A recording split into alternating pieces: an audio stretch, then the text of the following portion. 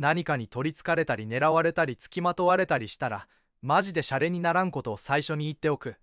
もう一つ俺の経験から言わせてもらうと、一度や二度のお祓いをすればなんとかなるってことはまずない。長い時間かけてゆっくり蝕まれるからね。払えないってことの方が多いみたいだな。俺の場合はだいたい2年半。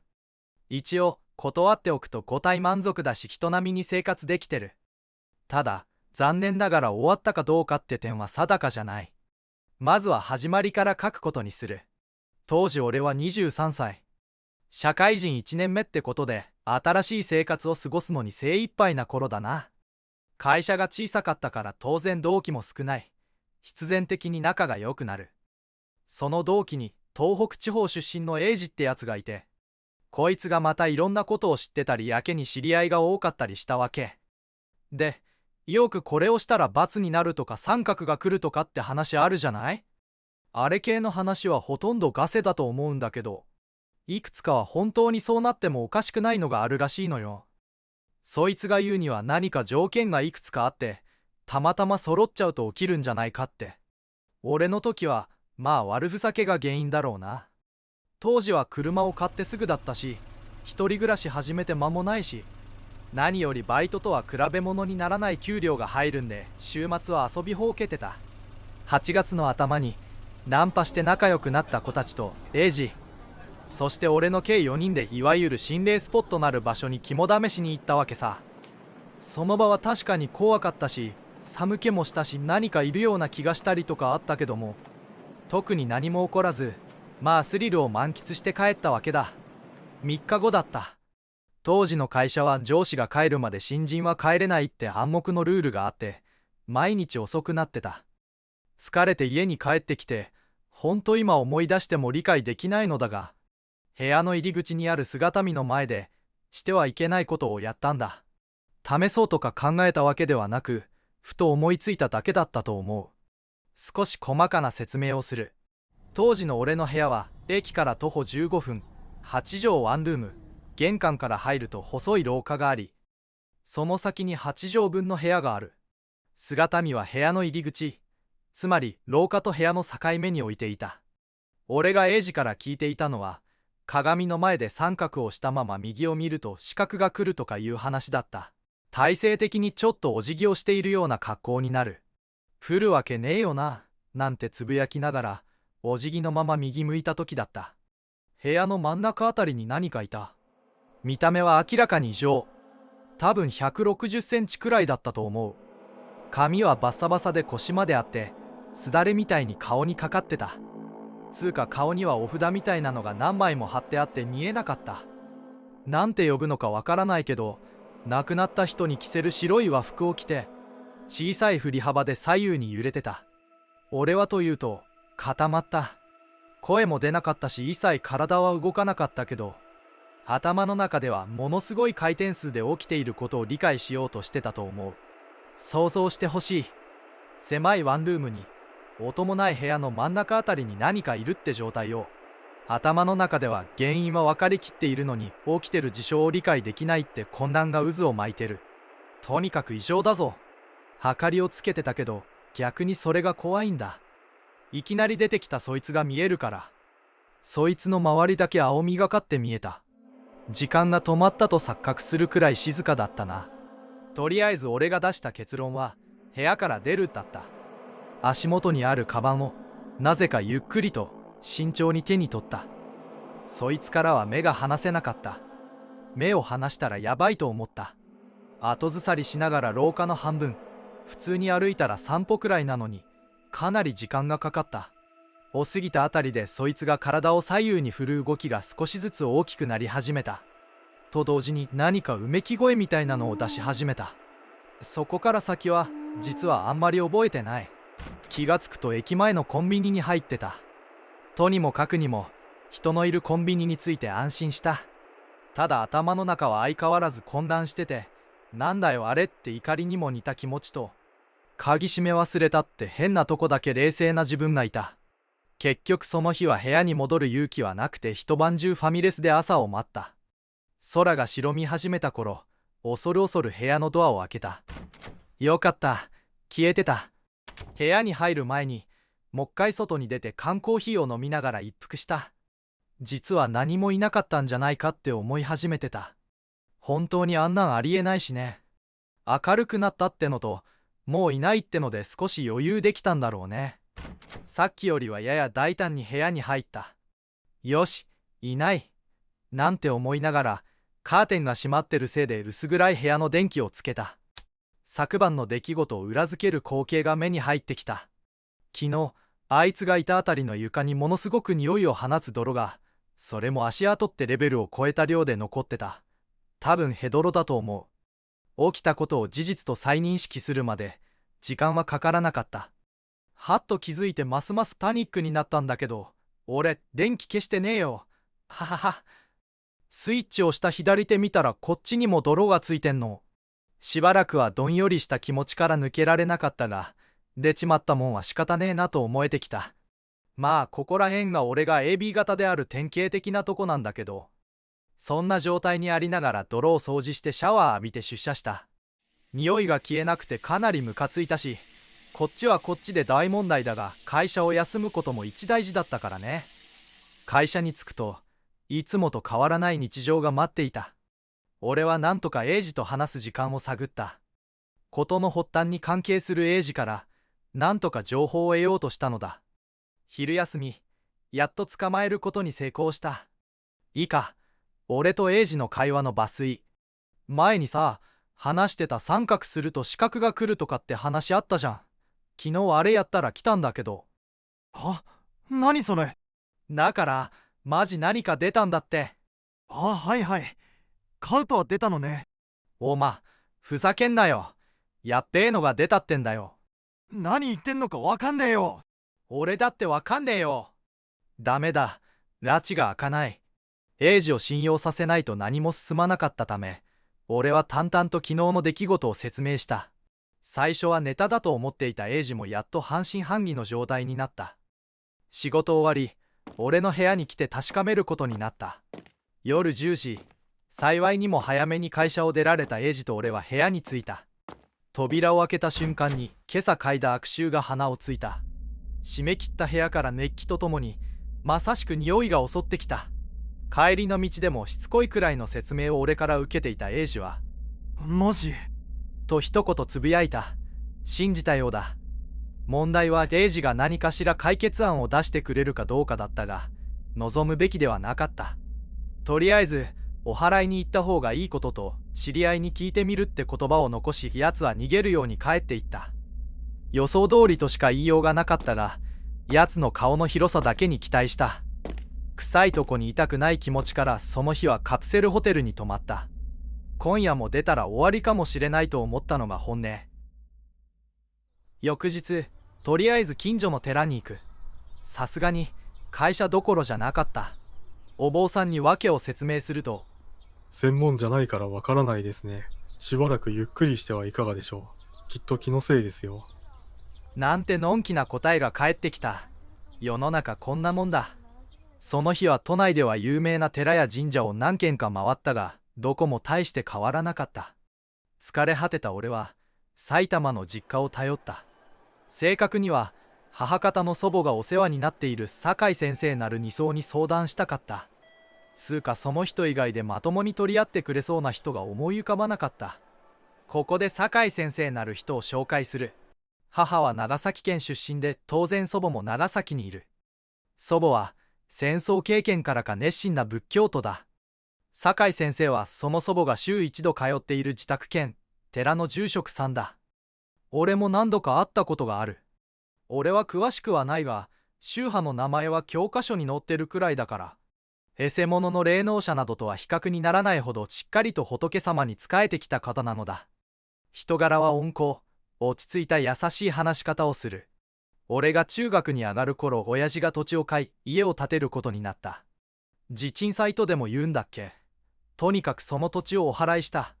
その1週間後に長崎の祖母から、土地が良くないから酒井先生がお祓いに行くという内容の電話があった。当然母親的にも、もう終わってるのになんで？ってことでそれを言ったらしい。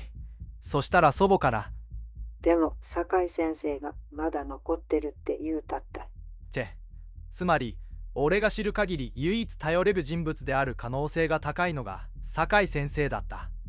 日も暮れてきて、埼玉の実家があるバス停に着いた頃には夜9時を回る少し前だった。都内と違い工場ばかりの街なので夜9時でも人気は少ない。バス停から実家までの約20分を足早に歩いた。人気のない暗い道に街灯が規則的に並んでいる。内心一昨日のことがフラッシュバックしてきてかなり怯えてたが、幸いにも奴は現れなかった。が夜になり涼しくなったからか俺は自分の体の異変に気がついた。どうも首の付け根あたりが熱い。伝わりにくいかと思うが、例えるなら首に紐を巻きつけられて左右にずらされているような感じだ。首に手をやって寒気がした。熱い。首だけ熱い。しかもヒリヒリし始めた。どうも発疹のようなものがあるようだった。歩いてられなくなり、実家まで全力で走った。息を切らせながら実家の玄関を開けると、母が電話を切るところだった。そして俺の顔を見るなりこう言ったんだ。あんた、中崎のおばあちゃんから電話来て心配だって。酒井先生があんたが良くないことになってるからこっちおいでって言われたって。あんたなんかしたの？あらやだ。あんた首の周りどうしたの？答える前に玄関の鏡を見た。奴が来るかもとか考えなかったな。なぜか首の周り、付け根の部分は縄でも巻かれているかのように見事に赤い線ができていた。近づいてみると細かな発疹がびっしり浮き上がっていた。さすがに小刻みに体が震えてきた。何も考えずに母にも一言も返事をせずに階段を駆け上がり、母の部屋の小さな仏像の前で南無阿弥陀仏を繰り返した。そうするほか何もできなかった。心配して親父がどうした？と怒鳴りながら走ってきた。母は異常を察知して祖母に電話している。母の声が聞こえた。泣き声だ。逃げ場はないと、恐ろしいことになってしまっているとこの時やっと理解した。実家に帰り、自分が置かれている状況を理解して3日が過ぎた。精神的に参ったからか、それが何かしらあいつが起こしたものなのかは分からなかったが、2日間高熱に悩まされた。首から異常なほど汗をかき、2日目の昼には血がにじみ始めた。3日目の朝には首からの血は止まっていた。もともとにじむ程度だったしね。熱も微熱くらいまで下がり、少しは落ち着いた。ただ首の周りに異常なかゆさが感じられた。チクチクと痛くてかゆい。枕や布団、タオルなどが触れると鋭い小さな痛みが走る。血が出ていたからかさぶたができてかゆいのかと思い、意識して触らないようにした。布団に潜り、夕方まで気にしないように心がけたが、便所に行った時にどうしても気になって鏡を見た。鏡なんて見たくもないのに、どうしても自分に起きてることをこの目で確認しないと気が済まなかった。鏡は見たこともない状況を映していた。首の赤みは完全に引いていた。その代わり発疹が大きくなっていた。今でも思い出すたびに鳥肌が立つほど気持ち悪いが、あえて細かな描写をさせてほしい。気を悪くしないでくれ。もともと首の周りの線は太さが1センチくらいだった。そこが真っ赤になり、もともとかなり色白な俺の肌とも対比で、正しく赤い紐が巻かれているように見えていた。これが3日前のこと。目の前の鏡に映るその部分には膿が溜まっていた。いや、正確じゃないな。正確には赤い線を作っていた発疹には膿が溜まっていて、まるで特大のニキビがひしめき合っているようだった。そのほとんどが膿をにじませていて、あまりにおぞましくて気持ちが悪くなりその場で吐いた。真水で首を洗い、軟膏を母から借り、塗り、泣きながら布団に戻った。何も考えられなかった。ただ一つ、なんで俺なんだって憤りだけだった。泣き疲れた頃、携帯が鳴った。英二からだった。こういう時、ほんのわずかでも、希望ってものすごいエネルギーになるぞ。正直、こんなに嬉しい着信はなかった。もしもし。おう、大丈夫？いや、大丈夫なわけねえだろあ、やばい。やべえなんてもんじゃねえよ。はあ。つうか何かないんかよ。地元の友達に聞いてみたんだけどさ、ちょっとわかるやついなくて、申し訳ない。はあ、で正直、エイジなりにいろいろしてくれたとは思うが、この時の俺に相手を思いやる余裕なんてなかったから。かなり自己中な話し方に聞こえただろいや、その代わり、友達の知り合いにそういうの強い人がいてさ、紹介してもいいんだけど金かかるって。う。金とんの？みたい。どうする？どんくらい？知り合いの話だととりあえず50万くらいらしい。50万？当時の俺からすると、働いているとはいえ50万なんて払えるわけない額だった。金が欲しかったが、恐怖と苦しみから解放されるなら選択肢はなかった。わかった。いつ紹介してくれる？その人今群馬にいるらしいんだわ。知り合いに聞いてみるからちょっと待ってて。話が前後するが、俺が仏像の前で南無阿弥陀仏を繰り返していた時、母は祖母に電話をかけていた。祖母からすぐに酒井先生に相談が行き、相談というよりも助けてくださいってお願いだったらしいが、最終的には酒井先生がいらしてくれることになっていた。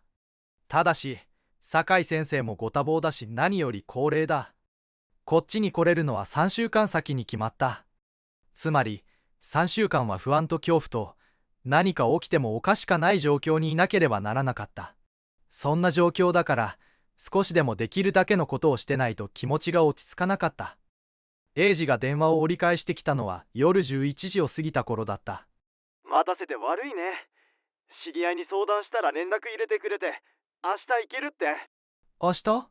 ほら、明日日曜じゃん。そうか。いつの間にか奴を見てから5日も経つのか。不思議と会社のことを忘れてたな。わかった。ありがとう。うちまで来てくれるの？家まで行くって。車で行くらしいから住所メールしといて。お前はどうすんの？来てほしいんだけど。行く。金、後でも大丈夫かな？多分大丈夫じゃね。わかった。近くまで来たら電話して。なんとも段取りの悪い話だが、若造だった俺には仕方のないことだった。その晩、夢を見た。寝てる俺の脇に白い和服を着た若い女性が正座していた。俺が気づくと、三つ指をつき深々と頭を下げた後、部屋から出て行った。部屋から出る前にもう一度深々と頭を下げていた。この夢があいつと関係しているのかはわからなかったが、翌日、昼過ぎに英二から連絡が来た。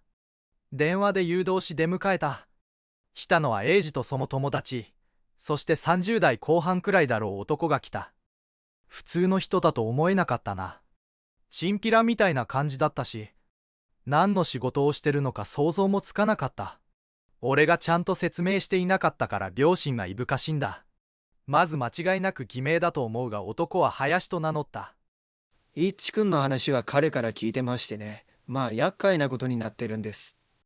それで林さんはどういった関係でいらしていただいたんですか？いやね、これもう素人さんじゃどうしようもないんですよ。お父さん、いいですか？信じられないかもしれませんが、このままだと一くん危ないですよ。で、彼が友達の一くんが危ないから助けてほしいって言うんでね、ここまで来たってわけなんですよ。一致は危ないんでしょうか？いやね、私も結構こういうのは経験してますけど、こんなにひどいのは初めてですね。この部屋いっぱいに悪い気が充満してます。あ、失礼ですが、林さんのご職業をお聞きしてもよいですか？ああ、気になりますか？それは急にしてこんな話したら怪しいですもんね。でもね、ちゃんと除霊して辺りを清めないと、一くん本当に連れて行かれますよ。林さんにお願いできるでしょうか？それはもう任せていただければ、こういうのは私みたいな専門のものじゃないとダメですからね。ただね、お母さん、こっちとしても危険があるんでね、少しばかりは包んでいただかないと。ね、わかるでしょ？いくらあればいいんです？そうですね、200はいただかないと。えらい高いな。これでも彼は友達助けてほしいって言うからわざわざ時間かけてきてるんですよ。嫌だって言うならこっちは別に関係ないですからね。でもたった200万で一くん助かるなら安いもんだと思いますよね。それに一くんもお寺に行って相手にされなかったんでしょ？わかる人なんて一握りなんですわ。また利子から探すんですか？俺は黙って聞いてた。さすがに200万って聞いた時は英二を見たが、英二も罰の悪そうな顔をしていた。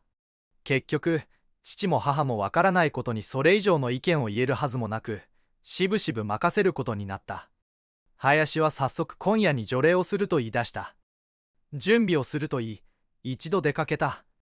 出がけに両親に準備にかかる金をもらっていった。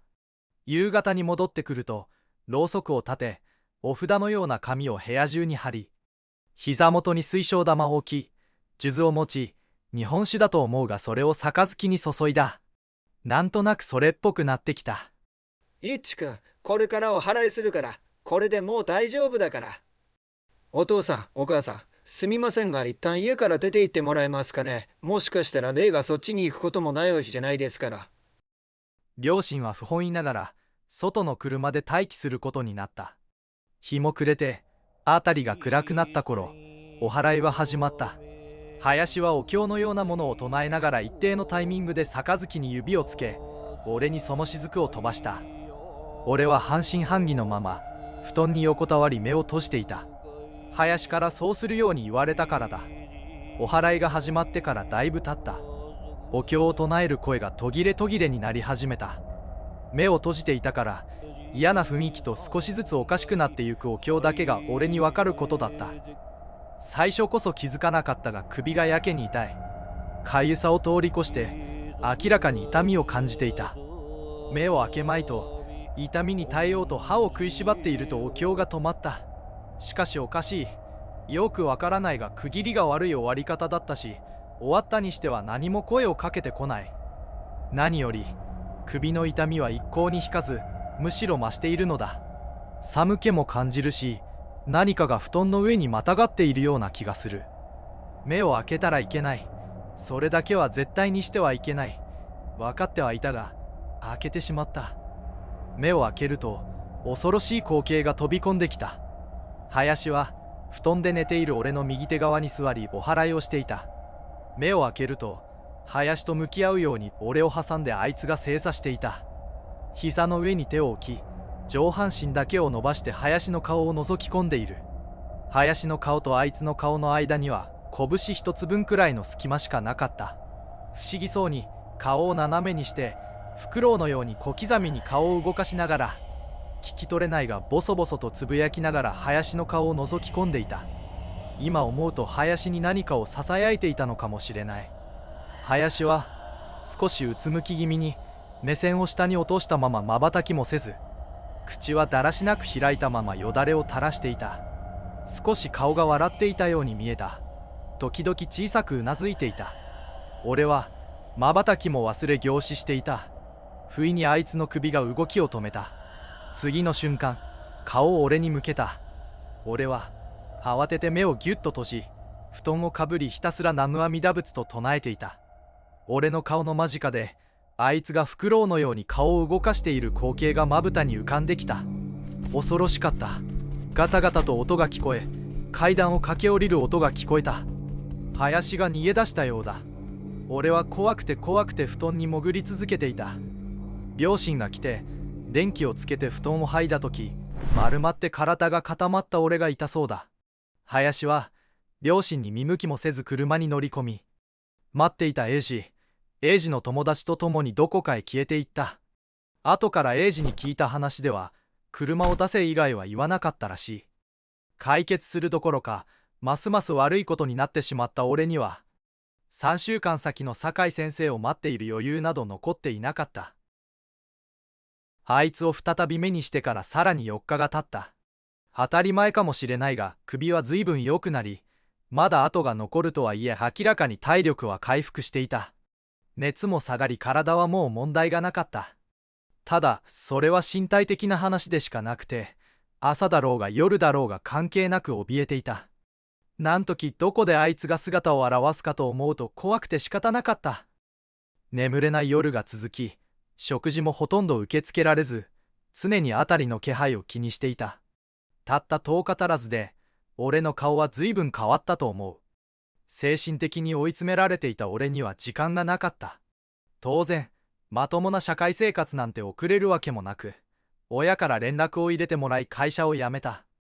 これも後から聞いた話でしかないのだが、連絡を入れた時は随分嫌味を言われたらしい。とにかく何もかもが怖くて、洗濯物や家の窓から見える柿の木が揺れただけでも、もしかしたらあいつじゃないかと一人怯えていた。酒井先生が来るまでにはまだ2週間余りが残っていた。俺には長すぎた。見かねた両親は強引に怯える俺を車に押し込み、どこかへ向かった。父が何度も心配するな、大丈夫だ。と声をかけた。車の後部座席で母は俺の肩を抱き、頭を撫でていた。母に頭を撫でられるなんて何年ぶりだったろう。当時の俺にはだが、時間の感覚もなく、車で移動しながら夜を迎えた。20歳も過ぎて恥ずかしい話だが、母に寄り添われ安心したのか、久方ぶりに深い眠りに落ちた。目が覚めるとすでに日は昇っていて、久しぶりに眠れてすっきりした。実際には丸1日半眠っていたらしい。多分あんなに長く眠るなんてもうないだろうな。外を見ると車は見慣れない景色の中を進んでいた。少しずつ見覚えのある景色が目に入り始めた。道路の中央に電車が走っている。車は長崎に着いていた。これには俺もさすがに驚いた。怯え続ける俺を気遣い、飛行機や新幹線は避け、車での移動にしてくれたらしい。途中で休憩は何度も入れたらしいが、それでもろくに眠らず車を走らせ続けた父と、俺が怖がらないようにずっと寄り添ってくれた母への恩は、一生かけても返しきれそうもない。祖父母の住むところは長崎の柳川という。柳川に着くと坂道の下に車を止め、両親が祖父母を呼びに行った。祖父母の家は坂道から脇に入った石段を登った先にある。その間、俺は車の中に一人きりの状態になった。両親が2人で出て行ったのは、足腰の悪い祖母や酒井先生の家に持っていく荷物を運ぶのを手伝うためだったのだが、自分で大丈夫、行ってきてなんて言ったのは本当に舐めてた証拠だと思う。久しぶりに眠れたことや、今いる場所が東京、埼玉と随分離れた長崎だったことが気を緩めたのかもしれない。車の後部座席に足を丸めて座り、外をぼーっと眺めていると急に首に痛みが走った。今までの痛みと比較にならないほど、言い過ぎかもしれないが激痛が走った。首に手をやるとぬめりがあった。血が出てた。指先についた血がいやおうなしに俺を現実に引き戻した。この時怖いとかあいつが近くにいるかもって考える前に、またかよって投げやりな気持ちが先に来たな。もう何か嫌になって泣けてきた。分かってもらえれば嬉しいけど、嫌なことが少しの間を置いて続けて起きるのってもうどうしようもないくらい落ち込むんだよね。気持ちの整理がつき始めると嫌なことが起きるってのは辛いよね。この時は少し気がたゆんでいたからなおさらで、どうしろっつうんだよとかいい加減にしてくれよとか独り言をブツブツ言いながら泣いてた。車に両親が祖父母を連れて戻ってきたんだけど、すぐにパニックになった。何しろ問題の俺が首から血を流しながら後部座席でうなだれて泣いてるからね。何もないわけがないよな。どうしたとかなんとか言えとかもうやだとかいっちちゃんしっかりせんかとかどげんしたとかあなたどうしようとか。この時は思わずてめえらうるせえんだよって怒鳴ってしまった。こんな時に説明なんかできるわけねえだろって。てめえらじゃ何もできねえくせに黙ってろよとか思ってたな。勝手に悪いことになって仕事は辞めるわ。騙されそうになるわ。こんな俺みたいなダメなやつのために走り回ってくれてる人たちなのに、今考えると本当に恥ずかしい。で、人生で一度きりなんだけどさ、親父がいきなり俺の左方に平手打ちをしてきた。ものすごい痛かったね。親父めちゃくちゃ厳しくて何度も口喧嘩はしたけど、多分生まれてから一回も撃たれたことなかったからな。父のポリシーで子供は絶対殴らないってのは昔から耳たこだったしね。で、一言だけおじいさんとおばあさんに謝れって静かだけど厳しい口調で言ったんだ。それでなぜか落ち着いた。てかびっくりしすぎてそれまでの絶望感がどっかに行ってしまったよ。冷静さを取り戻してみんなに謝ったら急に腹が据わってきた気がした。走り始めた車の中で励ましてくれる祖父母の言葉に感極まってまた泣いた。自分で思ってるよか全然心が弱かったんだな、俺は。寺でもあるが、酒井先生の家に着くとふっと軽くなった気がした。何か起きたっていうよりは、俺が勝手に安心したって方が正しいだろうな。門をくぐり、石畳が敷かれた細い道を抜けると初老の男性が迎え入れてくれた。そういえば酒井先生の家にはいつもお客さんはいたような気がする。きっと祖母のように通っている人が多いんだろう。奥に通され裏手の玄関から入り、進んでいくと10畳くらいの仏間がある。酒井先生は俺の記憶の通り、仏像の前に敷かれた座布団の上に正座していて、ゆっくりと振り向いたんだ。いっちゃん、もうよかけんね。酒井先生が見てくれなさるけん。久しぶりね。ずいぶん立派になって早いわね。酒井先生、いっちゃんば大丈夫でしょかね。大丈夫って、それ言うたかてまだ来たばかりやけん酒井先生かてようわからんてさ。あんたさんは黙っときなさんってさ。もうあたし心配で仕方なかってさ。なんでだろう。ただ酒井先生の前に来ただけなのに、それまで慌てていた祖父母が落ち着いていた。それは両親にも俺にも伝わってきて、深く息を吐いたら体から悪いものが出ていった気がした。両親はもう体力的にも精神的にも限界に近かったらしく。疲れちゃったやろ。あとは酒井先生がよくしてくれるけん、隣ば行って休んでたらよか。と人懐っこい祖父の言葉に甘えて隣の部屋へ。じゃあいっちゃん、こっちにいらっしゃい。酒井先生に呼ばれ、向かい合わせで正座した。それじゃ池田さんたちも隣の部屋でくつろいでらしてください。いっちゃんと話をしますからね。あとは任せて、こっちの部屋には良いというまで戻ってきてはダメですよ。酒井先生、いっちゃんはよろしくお願いします。いっちゃん、心配なかけんね。酒井先生がうまいことしてくれるけん。あんたさんはよく言うこと聞いといたらよかけんね。しきりに酒井先生にお願いして、俺に声をかけてくれる祖父母の姿にまた涙が出てきた。泣きっぱなしだな俺。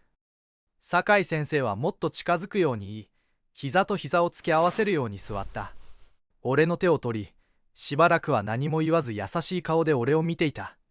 俺はなぜか悪さをして怒られるんじゃないかと、親の顔色を伺っていた子供の頃のような気持ちになっていた。目の前の、あえて核が自分よりも小さくて明らかに力の弱いおばあちゃんの威圧的でも何でもない雰囲気に飲まれていた。あんな人本当にいるんだな。どうしようかしらね。は、いっちゃん、来い。はい。そうよね。このままってわけにはいかないわよね。はあ、いいの。こっちの話だから。何がいいんだ。ちっともよかねえだろなんて気持ちが溢れてきて、耐えきれずついにぶちまけた。本当に人として未熟だな、俺は。俺どうなるんすか。もう早いとこなんとかしてほしいんです。大体何なんですか。なんであいつ俺につきまとうんですか。もう勘弁してくれって感じですよ。酒井先生、なんとかならないんですか。いっちゃ。大体、俺別に悪いこと何もしてないっすよ。確かに心霊スポットには行ったけど、俺だけじゃないし。なんで俺だけこんな目に遭わなきゃいけないんすか。鏡の前で三角しちゃダメだってのも関係あるんですか。ほんとわけわかんねえ。あ、イラつくわ。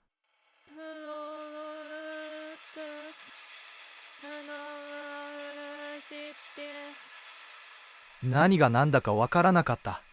本当にわけわかんないので、とりあえずそのまま書く。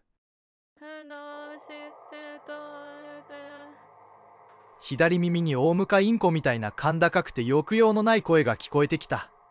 それがどうしてと繰り返していると理解するまで少し時間がかかった。俺は酒井先生の目を見ていたし、酒井先生は俺の目を見ていた。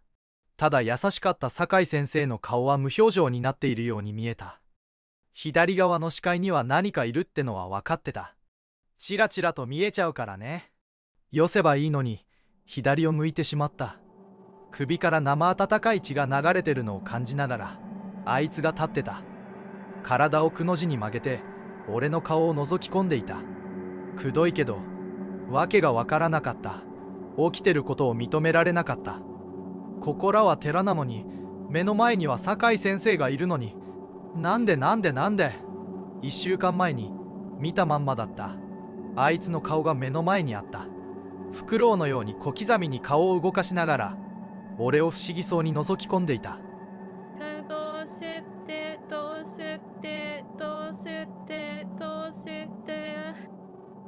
オウムのような声でずっと質問され続けた。きっと林も同じようにこの声を聞いていたんだろう。俺と同じ言葉をささやかれていたのかはわからないが、俺は息することを忘れてしまって目と口を大きく開いたままだった。いや、息がうまくできなかったって方が正しいな。たまにコヒュって感じで息を吸い込むことに失敗してた気がするし。そうこうしているうちに、あいつが手を動かして顔に貼り付けてあるお札みたいなのをゆっくりめくり始めたんだ。見ちゃダメだ、絶対ダメだって分かってるし、逃げたかったんだけど動けないんだよ。もう顎のあたりが見えてしまいそうなくらいまで来ていた。心の中ではやめろ、それ以上めくんなって叫んでるのに、口からははかははみたいな情けない息しか出ないんだ。もうやばいってところでって例えとか誇張でもなく飛び上がった。心臓が破裂するかと思った。正座してたから体が倒れそうになりながら後ろに振り向いてすぐ走り出した。何か考えてたわけじゃなく、体が勝手に動いたんだよね。でも慣れない正座のせいで足がしびれてまともに走れないのよ。しびれて足がもつれたことと、あんまりにも前を見てないせいで頭から壁に突っ込んだらちっとも痛くなかった。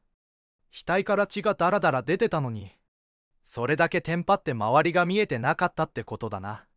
血が目に入って何も見えない。手をぶん回して出口を探した。けど的外れの方ばっかり探してたみたい。まだいけません。いきなり酒井先生が大きい声を出した。障子の向こうにいる両親や祖父母に言ったのか俺に言ったのかわからなかった。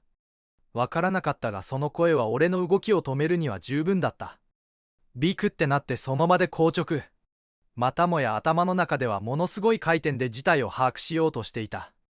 つうか把握なんてできるはずもなく、酒井先生の言うことに従っただけなんだけどね。俺の動きが止まり、仏間に入ろうとする両親と祖父母の動きが止まったことを確認するかのように、少しの間を置いてから酒井先生が話し始めた。いつちゃんごめんなさいね。怖かったわね。もう大丈夫だからこっちに戻ってらっしゃい。池田さん、大丈夫ですからもう少し待っててくださいね。障子、襖だったかも。向こうからしきりに何か言ってたのは聞こえてたけど覚えてない。血を拭いながら酒井先生の前に戻ると手拭いを貸してくれた。お香なのか知んないけどいい匂いがしたな。ここに来てやっとあの音は酒井先生が手を叩いた音だって気づいた。質問できる余裕はなかったけど。いつちゃん、見えたわね。聞こえた？見えました。どうしてって繰り返してました。この時にはもう酒井先生の顔はいつもの優しい顔になってたんだ。俺も今度はゆっくりと、できるだけ落ち着いて答えることだけに集中した。まあ、考えるのを諦めたんだけどね。そうね。どうしてって聞いてたわね。なんだと思った？さっぱりわからなかった。考えようなんて思わなかったしね。いや、わかりません。いつちゃんはさっきの怖い？怖いです。何が怖いの？いや、だって普通じゃないし、幽霊だし。ここら辺で俺の脳は思考能力の限界を超えてたな。酒井先生が何が言いたいのかさっぱりだった。でも何もされてないわよね。いや、首から血が出たし、それに何かお札みたいなのまくろうとしてたし、明らかに普通じゃないし。そうよね。でもそれ以外はないわよね。難しいわね。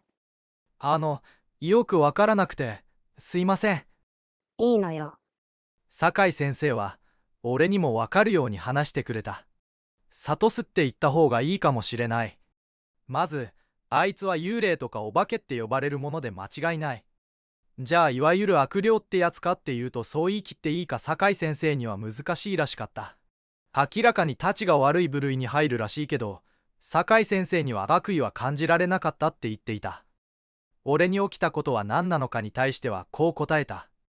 悪気はなくても強すぎるとこうなっちゃうのよ。あの人ずっと寂しかったのね。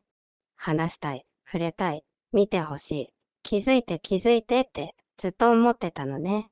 いっちゃんはね、わからないかもしれないけど温かいのよ。いろんな人によく思われてて。それがきっといいな、優しそうだなって思ったのね。だから自分に気づいてくれたことが嬉しくて仕方なかったんじゃないかしら。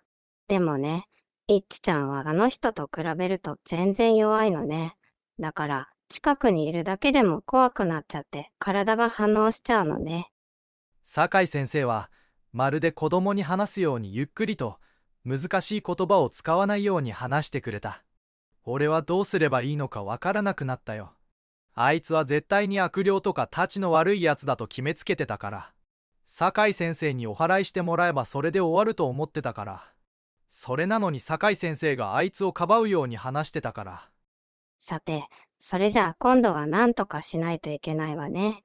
いっちゃん、時間かかりますけど何とかしてあげますからね。この一言には本当に救われたよ。あ、もういいんだ。終わるんだって思った。やっと安心したんだ。酒井先生に教えられたことを書きます。俺にとって一生忘れたくない言葉です。見た目が怖くても、自分が知らないものでも、自分と同じように苦しんでると思いなさい。救いの手を差し伸べてくれるのを待っていると思いなさい。酒井先生はお経をあげ始めた。お祓いのためじゃなく、あいつが成仏できるように。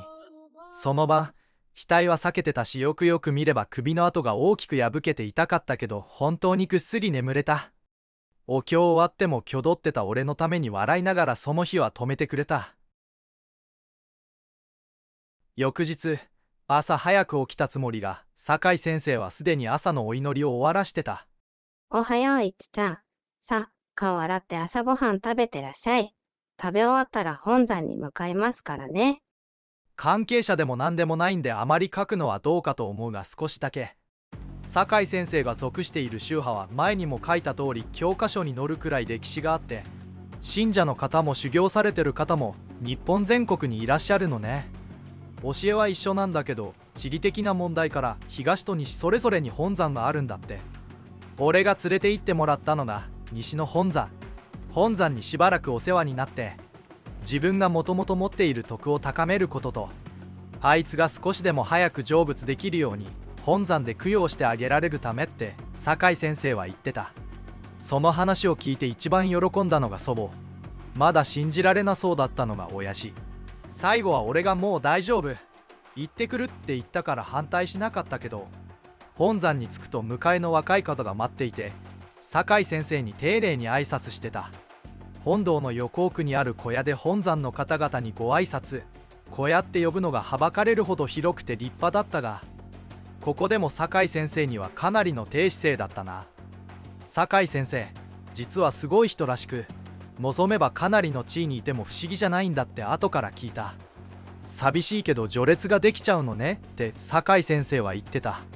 俺は本山にしばらく厄介になり、まあ客人扱いではあったけど、皆さんと同じような生活をした。多分酒井先生の言葉添えがあったからだろうな。その中で自分が本当に幸運なんだなって実感したよ。もう40年間ずっと蛇の怨霊に苦しめられている女性や家族親族までたたりで没落してしまって、身寄りがなくなってしまったけど家系をたどれば立派な士族の末裔の人とか、俺なんかよりよっぽど辛い思いしてる人がこんなにいるなんて知らなかったから。厳しい生活の中にいたからなのか、場所がそうだからなのか、あるいは酒井先生の話があったからなのか、恐怖はだいぶ薄れた。とはいうものの、ふと瞬間にあいつがそばに来てる気がしてかなり怯えたけど、本山に預けてもらって1ヶ月経った頃、酒井先生がいらっしゃった。あらあら、ずいぶん良くなったみたいね。ええ、酒井先生のおかげですね。あれから見えたりした？ミヤ、一回も。多分成仏したかどっかに行ったんじゃないですか。ここ本山だし。そんなことないわよ。顔が引きつった。あら、ごめんなさい。また怖くなっちゃうわよね。でもね、いっちゃん、ここにはたくさんの苦しんでる人がいるの。その人たちを少しでも多く助けてあげるのが私たちの仕事なのよ。多分だけど酒井先生の言葉にはあいつも含まれてたんだと思う。いっちゃん、もう少しここにいて勉強しなさい。せっかくなんだから。俺は酒井先生の言葉に従った。あの時のことがまだまだ尾を引いていて、まだここにいたいって思ってたからね。それに一日はあっという間なんだけど、なんていうか時間がゆっくり流れてるような感じが好きだったな。何か矛盾してるけどね。そんなこんなが続いて、結局3ヶ月も居座ってしまった。その間酒井先生はこっちには顔を出さなかった。2ヶ月前に来たきり。やっぱり酒井先生の言葉がないと不安だからね。でも悲しいかな。さすがに3ヶ月もそれまで自分がいた想像しい世界から隔離されると物足りない気持ちが強くなってた。実に2ヶ月ぶりに酒井先生がやってきて、やっと本山での生活は終わりを迎えようとしていた。身支度を整え、とにかくお世話になった皆さんに一人ずつお礼を言い、酒井先生と帰ろうとしたんだ。でも気づくと横にいたはずの酒井先生がいない。あれと思って振り向いたら少し後ろにいたんだ。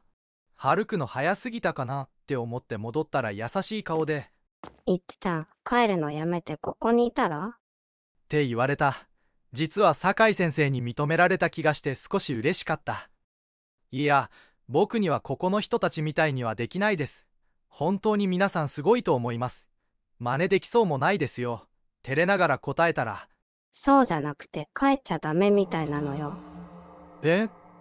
だってまだ残ってるから。また顔が引きつった。結局、本山を降りることができたのはそれから2ヶ月後だった。実に5ヶ月も居座ってしまった。多分、こんなに長く家族でもない誰かに生活の面倒を見てもらうことはこの先ないだろう。酒井先生から。多分もう大丈夫だと思うけど、しばらくの間は月に一度おいでなさい。と言われた。あいつが消えたのか、それとも隠れてるのか本当のところはわからないからだそうだ。長かった本山の生活も終わって、やっと日常に戻ってきた。借りてたアパートは母が退去手続きを済ましてくれていて、実家には俺の荷物が運び込まれてた。アパートの部屋を開けた時、何かをいぶしたような匂いと、部屋の真ん中あたりの床に小さな虫が集まってたらしい。怖すぎたらしくその日は何もしないで帰ってきたんだってさ。翌日、仕方ないんで意を決してまた部屋を開けたら匂いは残ってたけど虫は消えてたらしい。母には申し訳ないが俺が見なくてよかった。実家に戻り、実に約半年ぶりくらいに携帯を見るとものすごい件数の着信とメールがあった。そういやそれまでは気にならなかったな。中でも一番多かったのがエジ。メールから、やつはやつなりに自分のせいでこんなことになったって自責の念があったらしく。謝罪とかこうすればいいとかこんな人が見つかったとかまめに連絡が入ってた。母からエイジが家まで来たことも聞いた。戻って2日目の夜、エイジに電話を入れた。電話口が騒がしい。エイジはろれつが回らず何を言っているかわからなかった。コンパしてやがった。とりあえず電話を切り、殺すぞとメールを送っておいた。所詮世の中他人は他人だ。翌日、エイジから謝りたいから時間くれないかとメールが来た。電話じゃなかったのは気まずかったからだろう。夜になると家までエイジが来た。わざわざ遠いところまで来るくらいだ。相当後悔と反省をしていたのだろう。夜に出歩くのを俺が嫌ったからってのが一番の理由であることは言うまでもない。玄関を開けレイジを見るなり2発ぶん殴ってやった。1発は奴の自責の念を和らげるため、1発はコンパなんぞに言ってて俺をイラつかせたことへの贖罪の目に。言葉で許されるよりも殴られた方がすっきりすることもあるしね。まあ2発目は俺の個人的な怒りだが、エイジに経緯を細かく話し、その晩は2人して興奮したり怖がったり、今思うと当たり前の日常だな。エイジからはあの晩のそれからを聞いた。あの晩逃げ出した時には林は明らかにおかしくなっていた。林の車の中で友達と待っていた英二には、まず間違いなくやばいことになっているってことがすぐに分かったそうだ。でも、後部座席に飛び乗ってきた林の焦り方は尋常じゃなかったらしく、車を出さざるを得なかったらしい。反抗したりもたついたりしたら何されっか分かんなかったんだよ。英二の言葉が状況を物語っていた。英二は、車が俺の家から離れ高速の入り口近くの信号に捕まった時に逃げ出したらしい。だってあいつ途中から笑い出したり震えたり、俺は違うとかそんなことしませんとか言い出して怖いんだもんよ。あいつが何かささやいてる姿がよみがえってきて、頭の中の映像を消すのに苦労した。俺の家に戻ってこなかったのは単純に怖すぎたからだって。根性なしですみませんでした。謝ってたから許した。俺が英二でも勘弁だしね。その後、林がどうなったかは誰も知らない。さすがに今回の件では英二も頭に来たらしく、林を紹介した友達を問い詰めたらしい。結局、林は詐欺師まがいにもなりきれないようなどうしようもないやつだったらしく、そそのかされて軽い気持ちで紹介したんだと。小遣い稼ぎだってさ。英二曰く、ちゃんとボコボコにしといたから勘弁してくれ。とのこと。でもこんな状況を招いたのが自分の情報だってのには参ったから、今度はモテる人脈を総動員したが、こんなことに首を突っ込んだり聞いたことがあるやつが周りにいるはずもなく、多分とか、だろうとかってレベルの情報しかなかったんだ。だから、何か条件がいくつかあって、たまたま揃っちゃうと起きるんじゃないか。としか言えなかった。その後、俺は酒井先生の言いつけを守って毎月一度、酒井先生を訪ねた。最初の1年は毎月、次の1年は3ヶ月に一度。英二も、俺への謝罪からか何もなくても家まで来ることが増えたし、酒井先生のところに行く前と帰ってきた時には必ず連絡が来た。あいつを見てから2年が経った頃、酒井先生から、もう心配いらなそうね。いっちゃん、これからはたまに顔出せばいいわよ。でも、変なことしちゃダメよ。って言ってもらえた。本当に終わったのか、俺にはわからない。酒井先生はその3ヶ月後、他界されてしまった。敬愛すべき酒井先生、もっと多くのことを教えてほしかった。ただ、今は終わったと思いたい。酒井先生のお葬式から2ヶ月が経った。寂しさと大切な人を亡くした喪失感も薄れ始め、俺は日常に戻っていた。慌ただしい毎日の隙間にふとあの頃を思い出す時がある。あまりにも日常からかけ離れすぎていて、本当に起きたことだったのかわからなくなることもある。こんな話を誰かにするわけもなく、またする必要もなく、ただ毎日を懸命に生きてくだけだ。祖母から一通の手紙が来たのは、そんなごくごく当たり前の日常の中だった。封を切ると、祖母からの手紙と、もう一つ手紙が出てきた。祖母の手紙には、お礼の言葉とともにこう書いてあった。酒井先生から渡されていた手紙です。49日も終わりましたので、酒井先生との約束通り、いっちゃんにお渡しします。酒井先生の手紙、今となってはそこに書かれている言葉の真偽が確かめられないし、そのままで書くことは俺にははばかられるので崩して書く。いっちゃんへ、ご無沙汰しています。酒井です。あれからだいぶ経ったわね。もう大丈夫？怖い思いをしてなければいいのだけど。いけませんね。年を取ると回りくどくなっちゃって。今日はね、いっちゃんに謝りたくてお手紙を書いたの。ねも悪いことをしたわけじゃないのよ。あの時はしょうがなかったの。でも、ごめんなさいね。あの日、いっちゃんはうちに来た時、先生本当はすごく怖かったの。だっていっちゃんが連れていたのは、とてもじゃないけど先生の手に負えなかったから。だけどいっちゃん怯えてたでしょ？だから先生が怖がっちゃいけないって、そう思ったの。本当のことを言うとね、いくら手を差し伸べても見向きもされないってこともあるの。あの時は運が良かったのね。いっちゃん、本山での生活はどうだった？少しでも気が紛れたかしら？いっちゃんと会うたびに先生まだダメよって言ったでしょ？覚えてる？このまま帰ったらひどいことになるって思ったの。だから、いっちゃんみたいな若い子には退屈だとは分かってたんだけど帰らせられなかったのね。先生、毎日お祈りしたんだけどなかなかどこかへ行ってくれなくて。でも、もう大丈夫なはずよ。近くにいなくなったみたいだから。でもね、イッチちゃん、もしもまた辛い思いをしたらすぐに本山に行きなさい。あそこなら多分イッチちゃんの方が強くなれるからなかなか手を出せないはずよ。最後にね、ちゃんと教えておかないといけないことがあるの。あまりにも辛かったら仏様に身を委ねなさい。もう辛いことしかなくなってしまった時には心を決めなさい。決してイッチちゃんを死なせたいわけじゃないのよ。でもね、もしもまだ終わっていないとしたら、イッチちゃんにとっては辛い時間が終わらないってことなの。イッチちゃんも本山で何人もお会いしたでしょ？本当に悪いものはね、ゆっくりと時間をかけて苦しめるの。決して終わらせないの。苦しんでる姿を見てにんまりとほくそえみたいのね。悔しいけど、先生たちの力が及ばなくて、目の前で苦しんでいても何もしてあげられないこともあるの。あの人たちも助けてあげたいけど、どうにもできないことが多くて。先生、なんとかイッチちゃんだけは助けたくて手を尽くしたんだけど、正直自信が持てないの。気配は感じないし、いなくなったとも思うけど、まだ安心しちゃダメ。安心して気を緩めるのを待っているかもしれないから。いい、イッチちゃん。決して安心しきってはダメよ。いつも気をつけて、怪しい場所には近づかず、余計なことはしないでおきなさい。先生を信じて。